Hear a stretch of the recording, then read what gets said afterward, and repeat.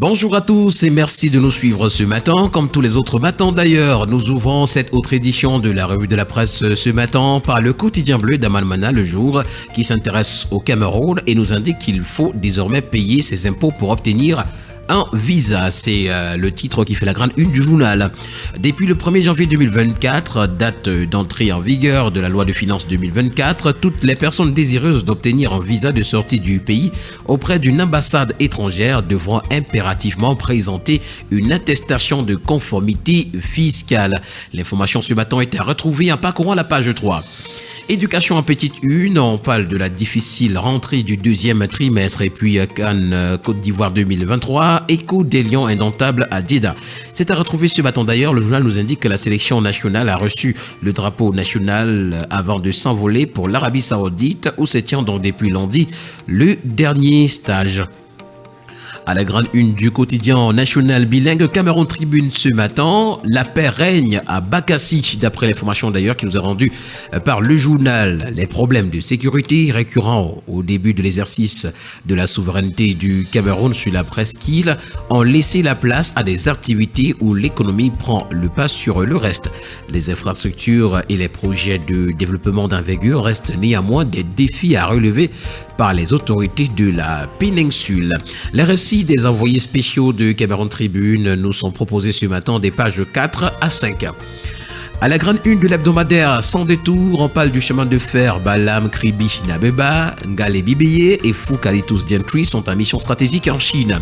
C'était donc le 28 décembre dernier à Pékin à l'occasion de la réunion de mobilisation des partenaires en vue du lancement dès cette année 2024 du projet intégré d'exploitation des minerais de fer d'Avima, de Badondo, de Nabeba et de Balam, ainsi que la construction du chemin de fer de Balam, Kribi, Nabeba, de même que la construction d'un terminal minéralier au port de Kribi.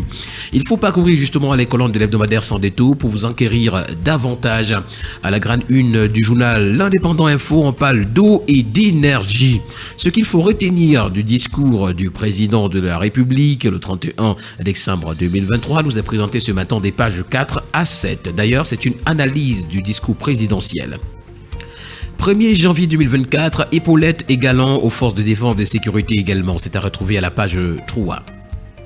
Ce matin, le quotidien L'Info à chaud dans sa parution parle du programme MIGEF 2035 de l'IAI Cameroun. Le cap de 800 000 personnes formées atteint. Près de 200 femmes de Benbis viennent de recevoir leurs attestations de fonds de formation dans le cadre du programme MIGEF 2035 en présence d'une très forte délégation du CERAC, des élites et autorités de la ville. Le cap de 800 000 personnes formées au TIC par l'IAI Cameroun sur l'ensemble du territoire national vient d'être atteint grâce au précieux soutien de la marraine nationale de MIGEF 2035, Madame Chantal Biya. L'information ce matin est à retrouver en page 3. Document, retrouver l'intégralité des mesures douanières de la loi de finances 2024 à la page 2. Brigade du quartier général à Yaoundé, le CED remet des épaulettes au personnel promu et puis sommation de l'ECAM d'avoir à publier la liste électorale nationale de l'année 2023. Le nouveau TAS d'Abdourahmane nous est présenté ce matin à la page 7. Nous continuons ce matin avec le journal L'Émissaire. C'est un hebdomadaire justement qui s'intéresse lui aussi à l'eau et à l'énergie et nous présente les problématiques majeures du discours du président de la République dans une sorte de décryptage à retrouver des pages 6 à 7. Réseau africain des promoteurs et entrepreneurs culturels, institution d'une journée mondiale de la culture africaine et afro-descendante. C'est à retrouver à la page 2. Le tri-hebdomadaire Le Soir, dans une édition spéciale ce matin, s'intéresse lui aussi à la construction du chemin de fer Balam-Kribi et du terminal minéralier au port de Kribi. Les présidents Paul Biya et Sassou Nguesso engagés pour l'implémentation du projet. Le président de la Chine, Xi Jinping, et ses homologues du Cameroun et du Congo sont mobilisés pour donner donc corps à ce projet, nous renseigne donc le tri-hebdomadaire. Le reporter hebdo dans sa sortie ce matin parle également des forces de défense camerounaises et nous renseigne que Paul Biya honore l'armée. Pour Investic Info, on parle de la section RDPC Benno-Est à Adoumri.